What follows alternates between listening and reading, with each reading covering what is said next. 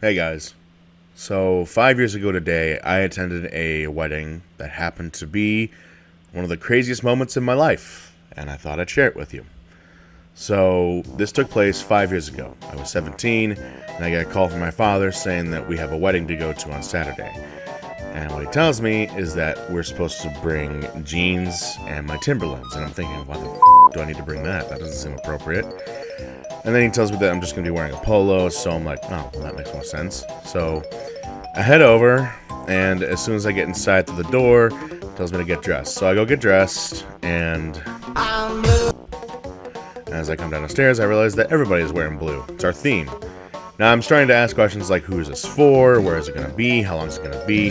So I learned that it's for a former neighbor that my stepmom lived near. It's going to be only a few hours, and it's in Redmond City. Yeah, I'm the first to use. Real killers don't need face tattoos. I'm the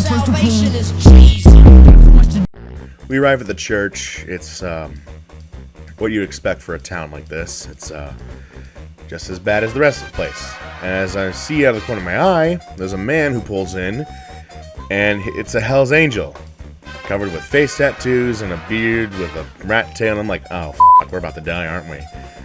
That's until I hear a little girl call out Grandpa. And that's when my stepmom informs me that this is the father of the bride. And then I go see the person that we're supposed to be knowing. It's this 97-year-old man with dementia. He doesn't even know what we're doing here. He doesn't know what he's doing there. And I'm thinking, we're taking advantage of a man's kindness. That's sad.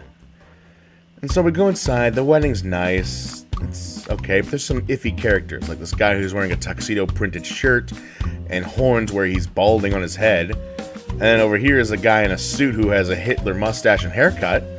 And then right in front of us is this family of four who looks like they just came back from hunting deer.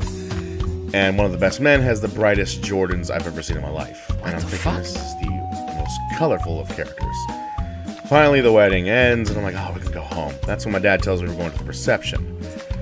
I really didn't want to go, and I ended up having even more bad thoughts about the place when I learned that we're in the middle of a bunch of wheat fields, also known as the middle of nowhere. So we go in there, we're in the gym, and I'm bored as hell, so I leave.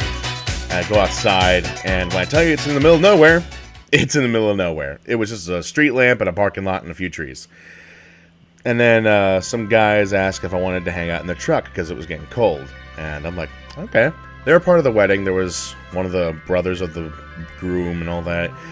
And as we're in the car, we're talking about how much we don't really want to be here, how we don't know anybody. And I ended up telling them about how I got sucked into this, and they thought it was hilarious because I didn't even need to be here. And I'm thinking, well, yeah, I didn't need to be here. I don't know why I am here.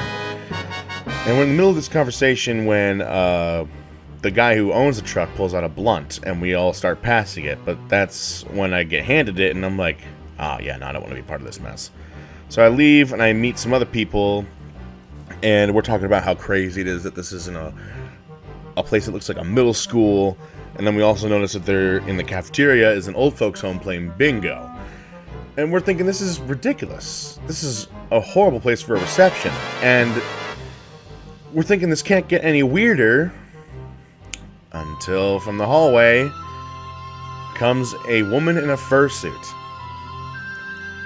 And I'm just looking at this person. My mind is blown away. I have nothing to say. I just kind of freak out for a bit, and I'm like, are you for real? And we start talking, all of us. We start to get to know her. She's this nice woman. She got confused where this convention was, but we ended up having a good time. We made her night. She made our night. And before we left, I took a selfie with her. And unfortunately, that's when I ended up having to leave, as the night was getting good. So, yeah, that's the craziest wedding story. I hope you guys enjoyed it. And leave a like if you did. Comment if you want to ask me any questions about how f***ing strange this was. And I will see you guys later.